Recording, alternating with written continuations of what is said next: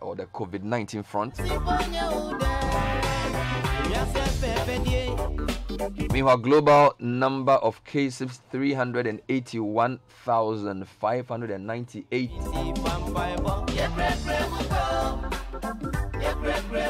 And Godfred and Kojo are here to go into the newspapers with us. Gentlemen, welcome to the show. Thank you very much. Both of you are holding your phones, scrolling through, looking at numbers, looking at graphs, looking at figures. Because things are changing per second. Yeah, it's a busy old world. There's a lot happening. The starting point is Ghana. Let's do the headlines quickly. I think the graphic headline is pretty interesting. Yes, let me take you to the front page of the Daily Graphic. Yes. And it's a big one that says halting COVID-19 spread. Noguchi urges lockdown, mass testing. I'll give you details of that big story. Markets disinfested across Greater Accra. Officials, traders express satisfaction. Now, if you go to the Ghanaian Times, Accra at standstill as Greater Accra MMDAs undertake massive disinfection of city's major markets. Imani petitions presidency over Ghana link contracts in Sierra Leone. Pastor before calls for defying public restrictions order. And coronavirus, TUC calls for complete lockdown of the country. Front page of the Daily Guide, government shuts down beaches. Mass market spraying takes off. Stubborn pastor granted bail. NDC MPs walk out over quorum. Now, they find that COVID-19 go for lockdown if it is necessary to protect Ghanaians. TUC urges president. Massive disinfection of markets carried out in Greater Accra. McDan Foundation donates hand sanitizers to state institutions. Banks in Ghana commit 10 million Ghana cedis to COVID-19 fight. And 15 labs with 200,000 samples testing capacity in the offing. This is according to the government. The front page of the Daily Statesman. Don't join us in the house. Speaker orders self-quarantine of MPs on return from abroad. As Lusu urges Ghanaians against panic buying. Mahama stuck in the mud as competing interests a sealed date for naming Bawumia Bita. A story which has gotten a lot of people to talk on social media is from the Parliament of Ghana, and it's on the front page of the Chronicle. Speaker Okwe still crying for new chamber after Ghanaians rejected $200 million proposal last year.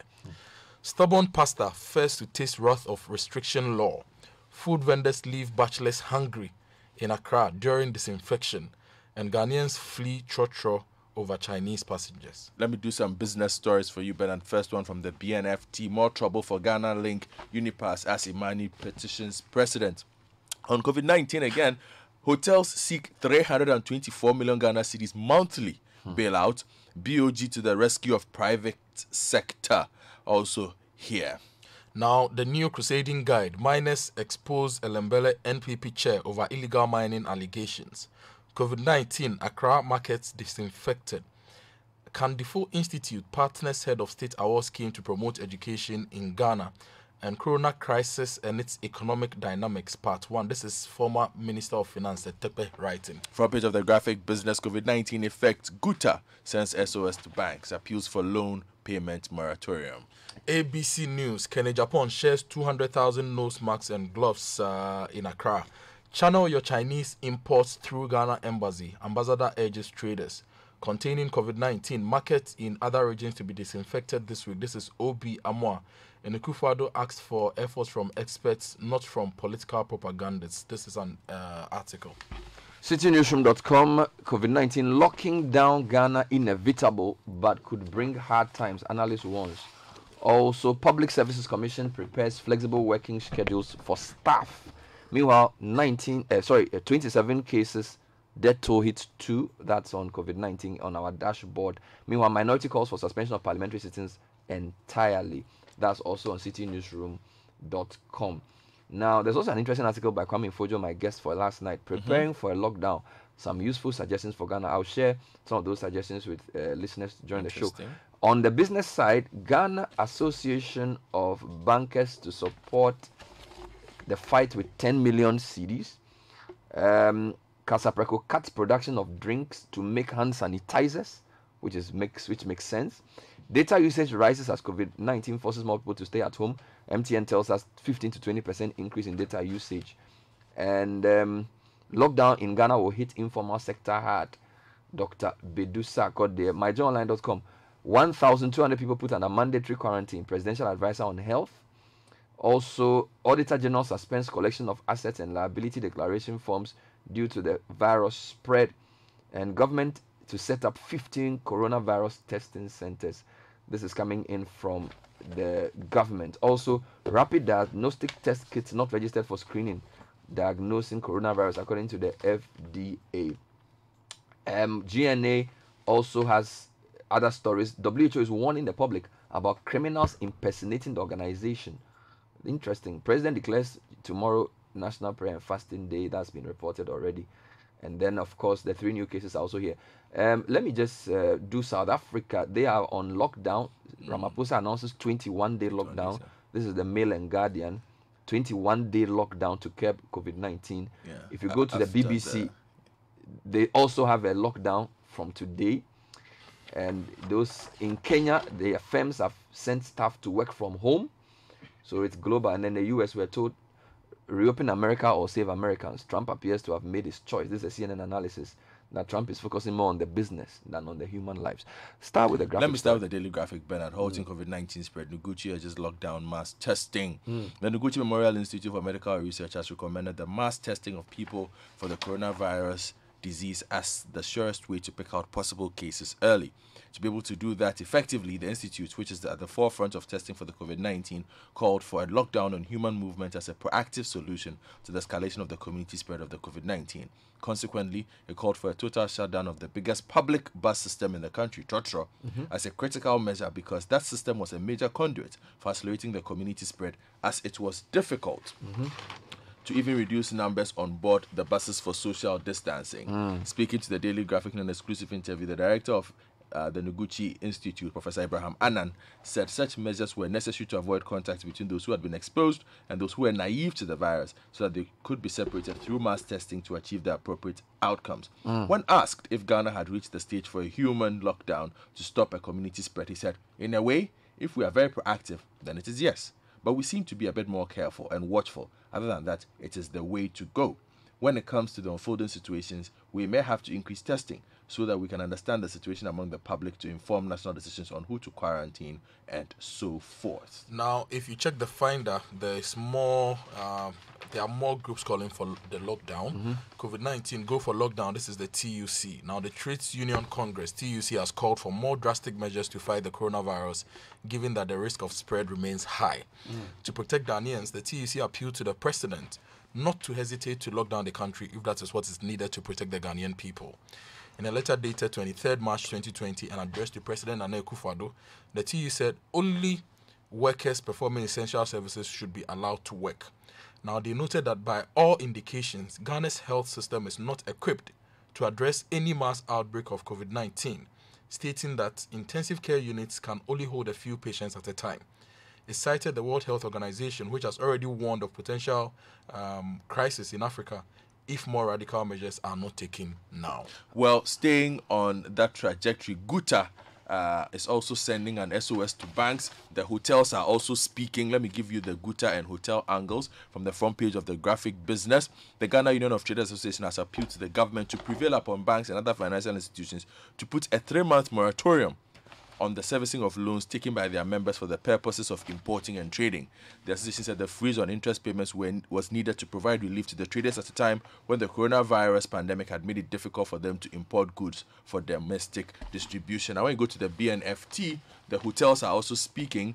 Now, the hotel sector in the country currently on its knees as a result of the corona pandemic is seeking some 324 million Ghana cedis monthly in stimulus package to keep them open and sustain jobs, a BNFT analysis has shown. A proposal document expected to be forwarded to the Finance Ministry soon pegs the number of hotels across all stars at 3,000. Out of the figure, upmarket hotels, which covers 3 to 5-star hotels, make up about 7% or 210, while 1 and 2-star hotels account for about 33% or 990, and budget hotels account for 60% or 1,800. With a focus on payroll, expenses, administrative and statutory payments, the upmarket hotels across the country spend averagely some 1 million Ghana cedis each monthly, which brings in a total of 210 million Ghana cedis to keep their operations running. Now, you mentioned Guta appealing to the banks to give them a 3-month break. Now, if you check the finder, banks in Ghana commit 10 million Ghana cedis to COVID-19 fight. Okay. The story says the Ghana Association of Bankers has pledged to donate 10 million Ghana cedis towards the purchase of critical equipment for managing the COVID-19 pandemic and for the purpose of public education. A statement from the bank said, our hearts and prayers are with Ghanaians who have been affected by the outbreak, both in Ghana and abroad. And as part of efforts to curb the spread of coronavirus, the banks have also agreed to regularly sanitize banknotes. Let me give you a few stories around recommendations on a lockdown. Then I'll come to some health announcements. Now, Kwame Fojo, who was on Point of View last night, is basically saying that a lockdown is inevitable, but it cannot be done at a go. He says we can go into lockdown, but it can only be maximum 3 days to 1 week within our current situation. Then there have to be some measures put in place if we want to do a longer term lockdown. Now he's saying that their modeling envisages a longer 1 to 3 month lockdown if we want to really stem this thing. But before that will happen, he has some recommendations. For example, he says we need an emergency revision of the budget with tailored economic measures that are fit for purpose.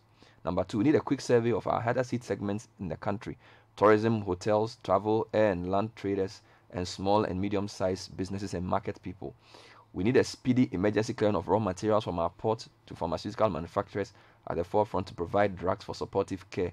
We also need companies that have the capacity for workers to work remotely to encourage workers to do so. They also say we need to then think about medicines to use for treatment if that is necessary.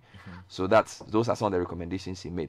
Now let me give you updates. So Presidential Advisory on Health says 1,200 people are under mandatory quarantine. Yesterday we spoke to a couple of them. Now Dr. Anthony Nsiansari, this story is on my journal online, says as part of stringent measures to mitigate the spread of the coronavirus pandemic, some 1,200 persons who recently entered Ghana have been put on quarantine. He said the affected persons include Ghanaians and foreigners with a residence permit who entered the country before the closure of the borders of midnight Sunday, March 23. So that's number 1 issue. Number 2, it's the same person says government is working towards having at least 15 centers across the country to test everyone. I'm reading this in reaction to your graphic story. Who has come into contact with a COVID-19 patient. The centers would have a combined capacity of testing 200,000 samples. At present, tests are conducted at Noguchi and KCCR in Kumasi. Addressing a sensitization program on COVID-19 for senior journalists in Accra under the auspices of the GJA, Dr. Nsiansari said some ACR machines in some of the health facilities would be calibrated for testing the virus. That's number 2. Then number 3, FDA is warning us that there is no registered rapid diagnostic test kit for screening yet. The Food and Drugs Authority says it has not registered any rapid diagnostic test kit for screening and diagnosis of coronavirus in Ghana. A statement signed by Mrs. Delise Dako, CEO, said the current test for screening and diagnosis of the coronavirus in the country, approved by the Ministry of Health, is the polymerase chain reaction PCR test. And then this was in a statement said, guided by global practice and advice from eminent Ghanaian scientists, it is also not registering any such RDT or rapid diagnostic test case based on serology, antigen antibody reaction for self-test. And it says this process will be guided by independently evaluated diagnostics so that they will have assurance of quality. Now, Kojo, let's move to other areas. Yes, let me bring you some other stories. I'll take you to Parliament. Parliament quarantines 10 MPs, 5 members of staff. Okay. So we can add that to the over 1,000 that you read. Yes. Now, some Speaker of Parliament, Aaron Michael Kwe, has announced that some 10 members of Parliament and 5 members of staff who travelled abroad and returned recently have been asked to stay away from the House to avoid possible transmission of COVID-19. Now, still in Parliament, minority boycotts parliamentary proceedings again. This is page 2 of the Chronicle. It says the minority caucus in Parliament yesterday boycotted proceedings following a rejection of their plea to the Speaker to suspend the consideration of a bill until the House gets a quorum. It must be noted that the 1992 Constitution of Ghana, as well as the Standing Orders of Parliament, mandates Parliament to ensure that the House has 1/3 of its members in the chamber before it transacts business. And it goes on to tell us what happened in Parliament. Now, more on Parliament. The big story for the Chronicle this morning: Speaker Okwe crying for new chamber. And the story says, it appears the leadership of Parliament has not backed down on its quest for a new chamber as it indicated in 2019, which was vehemently opposed by the citizenry. Yesterday in Parliament, the Speaker, Professor Aaron Mike Okwe, who was giving further instructions on the sitting arrangements of members of the House to help contain the COVID-19 spread, indicated that Parliament was seriously considering the option of moving to the Accra International Conference Centre. In that statement, the Speaker chipped in that moving to the AICC would make the citizenry realize that Parliament need a more spacious place to conduct its business. Even if this is true, is this the time to be saying it? When we are looking for money to do more important things. Anyway, Godfred, there are a few more stories in the papers that I want you to bring to us. I want to do Unipass. Okay, let's do Yes, Unipass. let me give you Unipass. That's on the front page of the BNFT, and the story says that policy think tank Imani Africa has petitioned the presidency to look into circumstances surrounding the abrogation of the contract of African Link Inspection Company Limited, a subsidiary of Ghana Link in neighboring Sierra Leone. The petition, a copy of which is available to the BNFT, questions why a company owned by Ghana Link, the same company mandated by government to take over the country's national single window operations, failed to implement an end-to-end customs management system for over 7 years in Sierra Leone. But that same company is now being mandated to operate Ghana's single window system. It is important to note that Ghana's trade and finance ministers and their deputies continue to make the case for Ghana Link to replace the existing systems that are working perfectly fine on the basis of Ghana Link's superiority in implementing the two functions mentioned and promised in Sierra Leone, but which evidently has failed for 6 years, eventually leading to termination of its agreement. Now, there is also a story on this in page 26 of the Times. Imani petitions presidency over Ghana Link contract in Sierra Leone. The story says policy think tank Imani Africa has petitioned the presidency to look into circumstances surrounding the abrogation of the contract of African Link Inspection Company Limited, a subsidiary of Ghana Link in neighboring Sierra Leone. Now, Bernard, Yes. let me give you a big story on roads, because Okay. this is a road we've been talking about. Reconstruction of Ofanko in Sawam Road starts next month. Okay. Now, Reconstruction. Yes. The story says an 18-kilometer Ofanko in Sawam Road reconstruction project is to begin next month after the clearing of more than 1,000 structures along the highway. The 3-lane dual carriage road with 2 service lanes is expected to reduce traffic on that stretch. It will be undertaken by Maripoma Enterprise Limited and expected to be completed in 3 years. The MCE of the Ga West Municipal Assembly, Mr. Clement Wilkinson, disclosed this to the Ghanaian Times during a tour to the project site at Amasaman, a suburb of Accra, on Tuesday. Very good indeed. Now, low crude prices to create 53% vacuum in oil revenues. This is a troubling one in the BNFT story by Thomas Moore. Adingo says government is likely to miss its revenue target from oil by some 53% due to lower than projected prices on the global market. The Africa Center for Energy Policy, ACEP, has warned. Now, in the 2020 budget, government projected to receive $1.567 billion from oil revenues, anchored on a price prediction of $62.6 per barrel. However, oil prices, according to ACEP, have dropped drastically so far and are likely to sell on average of $40 per barrel, which means that $743 million, about 53% of the expected amount, will not be met. And based on the average price prediction of $40 per barrel, the receivables from oil could drop to $743 million. Guys, this is a lot of money that we are going to lose. This has severe implications for the budget, particularly fiscal infrastructure and debt servicing, the think tank said in a release titled Implications of Low Oil Price. My question to Ghanaians is, now that it's very clear that we won't have enough money, how are we tailoring our election behavior for 2021? Because whoever wins the election in 2020 may have a very difficult 2021 where there are clamors for roads, infrastructure, and there isn't enough money.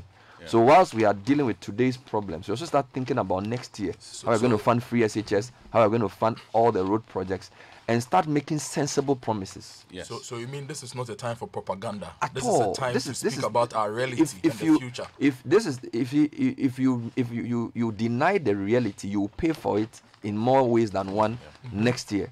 And this is a very good information ASEP has provided for us. Bernard, let me take you international because we Yes, are a almost few international Yeah, stories. so page 5 of the Daily Graphic and page 9. Let me take you to page 9 first before I come to page 5. South Korea records lowest number of new COVID-19 cases. South Korea has reported the lowest number of new COVID-19 cases since infection rates peaked 4 weeks ago, fueling hope Asia's worst outbreak outside China may be abating. The country recorded 64 new cases of COVID-19 in the last 24 hours, taking the total to 8,961 with 111 deaths. But health officials warn against complacency, saying the country still faces a long war against the infection. Now, if you come down to page 5. Rwandans start life under lockdown. There has been mixed reactions to Rwanda's nationwide lockdown that started last Sunday, the first of its kind in the continent. Well, now South Africa has joined. Measures imposed by the government include closure of all border points, restriction of movements outside homes, and closure of shops, markets, and bars. Now, on social media, some citizens have supported the measure, saying they are necessary to control the spread. Critics say they were sudden and will negatively affect many people's lives. Now, in Tanzania, churches and mosques are still open. And there's a story here that explains why. And then Jack Ma's COVID-19 medical supplies land in Africa. Final one before Kojo comes. Data usage has gone up between 15 and 20%, according to MTN CEO. He says most of the traffic increase can be attributed to social media and video streaming sites. Lots of workers also operating remotely are relying on data services as the organizations move to ensure social distancing amid the novel coronavirus. Later today, we'll share with listeners how they can reduce their data. On tech and social media trends. Yes, how you can reduce your data how you can prevent your data from running out faster. Now, Bernard, 2 quick stories. One is just a headline. Damango residents jubilate over negative COVID-19 result. Yes. There's a picture of a man, powder, and they paraded him through the town for testing negative. Now, the big story for me today is research scientists in Ghana find solution to extracting mercury from contaminated water bodies. Is it? Yes. Give me the details. Big story hidden on page 21 of the Ghanaian Times. Corona. The story says a research scientist with the Mampong campus of the University of Education, Winneba, has discovered that a strain of a microbe known as Bacillus thuringiensis, known as something. BT. Okay, BT has the capacity to extract mercury from contaminated water bodies. Wow. The strain, commonly referred to as MC28, apart from having the capacity to deal with mercury in water solutions, can also deal with contaminants such as arsenic, chromium, and cadmium. Seriously? And this is good news for Ghana as we battle galamsey. What's the guy's name again? His name is Dr. Emmanuel Ejapon Asare. And this is University of Education, Winneba Mampong campus. So they have a lot of campuses, right? Yeah, they have Ejumako, they have Winneba, they have Kumasi. So if you put them together, they are huge universities. Yeah. So what are we doing to help him? I'm sure the environment minister should have a conversation with him. They should have a conversation with him now. Or find him and interview him. Well, there's more on the newspaper review. We'll bring you different angles to the situation. But for now, we have Godfred and Kojo to thank for the newspaper review. Thank you, gentlemen. Credible, timely, and authoritative. Citi TV offers the best news and current affairs programming every weekday on Mondays and Wednesdays. Probing and informative, direct and instructive. Join me, Bernard Avlet, this and every Monday and Wednesday at 9 p.m. on The Point of View on Citi TV. Every weekday from 8 p.m. Get up to date with the leading news stories of the day. Your comprehensive